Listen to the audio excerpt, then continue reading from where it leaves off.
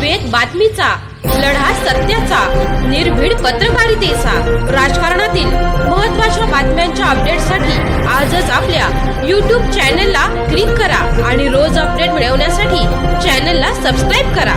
टाकळी भान येथे 7 लाखांच्या व्यायामशाळेचे उद्घाटन। श्रीरामपूर तालुक्यातील टाकळी भान येथे जिल्हा क्रीडा विभागाच्या माध्यमातून उभारण्यात आलेल्या 7 लाख रुपये निधीच्या नव्या व्यायामशाळेचे उद्घाटन जिल्हा क्रीडा अधिकारी ज्ञानेश्वर खुरंगे यांच्या हस्ते करण्यात आले। टाकळी भान येथे नव्याने उभारण्यात आलेल्या व्यायामशाळेच्या उद्घाटन सोहळ्याला विविध मान्यवर उपस्थित होते। यावेळी बोलताना जिल्हा क्रीडा अधिकारी ज्ञानेश्वर खुरंगे यांनी मोबाईल, टीव्ही आणि समाज माध्यमांमुळे मुलांचे आरोग्य धोक्यात येत असल्याची चिंता व्यक्त केली। तरुणांनी मैदान आणि व्यायामशाळेकडे वळून आपले आरोग्य घडवावे असे आवाहन त्यांनी केले। टाकळी भान गावानं कबड्डीची परंपरा जपली असून येथील असलम इनामदार आणि शिवम पटारे यांसारखे खेळाडू जिल्हा व राज्य पातळीवर नाव कमावत असल्याचेही त्यांनी सांगितले। यावेळी उपसरपंच कान्हा खंडागळे यांनी टाकळी भान येथे क्रीडा संकुल उभारण्याची मागणी केली। कार्यक्रमाला योगेश हजारे, असलम इनामदार, शिवम पटारे, किरण धुमाळ, दिलीपराव लोखंडे, बापूसाहेब नवले उपस्थित होते। वेध बातमीचासाठी दिलीप लोखंडे, श्रीरामपूर।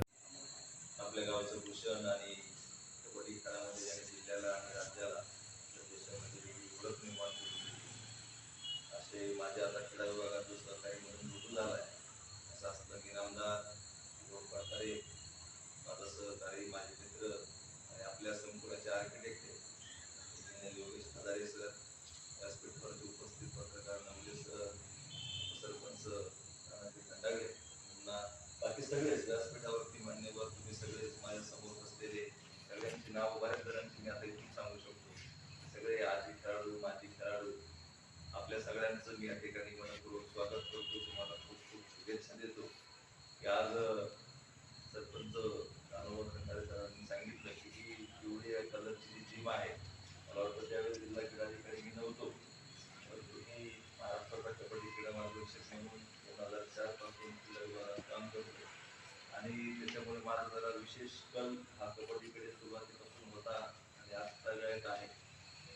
त्या काळात मला वाटतं राहुल आणि मुन्ना दोघं आमच्याकडे आले होते आणि ती व्यायामशाळा आपल्या गावाला गरजेची आहे असं म्हटलं। म्हणजे खोली आहे का, म्हणजे सरपंचांनी स्वतः आपल्याला एक खोली उपलब्ध करून दिली आहे। वाटतं गावातलं कुठं तरी सभागृह त्यांनी आपल्याला साहित्य ठेवण्यासाठी उपलब्ध करून दिलं होतं आणि अशीच संध्याकाळची वेळ होती। याच वेळेस मी तिथं आलो होतो, त्या टीमच्या साहित्याचं ठिकाणी बसवलं होतं। त्यानंतर आता प्रत्येक 5 वर्षांनी नवीन साहित्य द्यायची शासनाची योजना आहे, त्याला 5 वर्ष होऊन गेले। त्यानंतर आपला हा जिल्हा नियोजन समितीच्या माध्यमातून माननीय पालकमंत्री महोदय त्या समितीचे अध्यक्ष असतात आणि पालकमंत्री महोदयांच्याच पुढाकारामधून हा निधी आपण जिल्ह्यामध्ये वेगवेगळ्या ग्रामपंचायतींना देतो। परंतु जिल्ह्यात जेवढ्या ग्रामपंचायतींना आपण व्यायामशाळा देतो त्या कुठल्याच ग्रामपंचायतीच्या व्यायामशाळेचं उद्घाटन आपण केलेच नसतो। पहिल्यांदा मी विशेष प्रेम आता टाकळी भानकरांवरच माझ्यावरती माझं टाकळी बांधलं, त्याच्यामुळे मला यावं लागलं। तेवढा आग्रह मुलांनी पण केला, सरपंचांनी केला, राहुलचा पण फोन आला सर तुम्हाला यावंच लागेल आणि म्हणून मला इथं आज येण्याची योग आलेला आहे। तर हरकत नाही, हे सगळं साहित्य आपल्याला जिल्हा नियोजन समितीच्या माध्यमातून उपलब्ध झाले। ज्याच्या मॅटवर आपण बसलेला आहात त्या मॅट आपण नगरमध्ये राष्ट्रीय कबड्डी स्पर्धा घेतली होती आणि त्या कबड्डी स्पर्धेच्या काळात आपण 6 मॅचचे नवीन सेट घेतले होते आणि पालकमंत्री महोदयांना आपण विनंती केली आणि पालकमंत्री महोदयांनी नाविन्यपूर्ण योजनेमध्ये 6 सेट दिले होते आणि मग हे सेट या वाड्या पार्कमध्ये एका ठिकाणी ठेवून याचा काही वापर होणार नाही, पण त्या मॅट एकत्र ठेवलं तर त्याला उंदरं लागतील, त्या खराब होतील।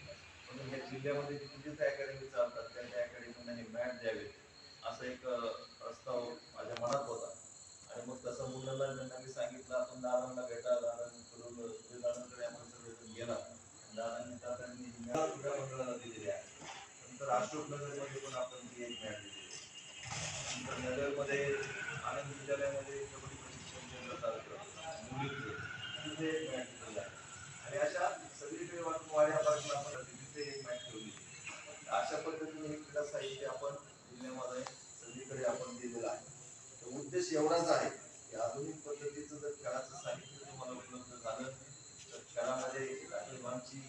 जी ओळख आहे किंवा टाकळी भानमुळे आपल्या अहिल्यानगर जिल्ह्याची आणि महाराष्ट्र राज्याची जी कबड्डीची वेगळी ओळख निर्माण झालेली आहे या दोन आपल्या स्टार खेळाडूंमुळे, तर ती परंपरा तुमच्या माध्यमातून देखील कायम राहावी आणि तुम्ही देखील त्यांचा आदर्श डोळ्यासमोर ठेवून आपण आपल्या या कबड्डीचा सराव सातत्याने करा. आज सरपंच आपल्या सगळ्यांसमोर फार मोठं आव्हान आहे. प्रत्येक मुलाला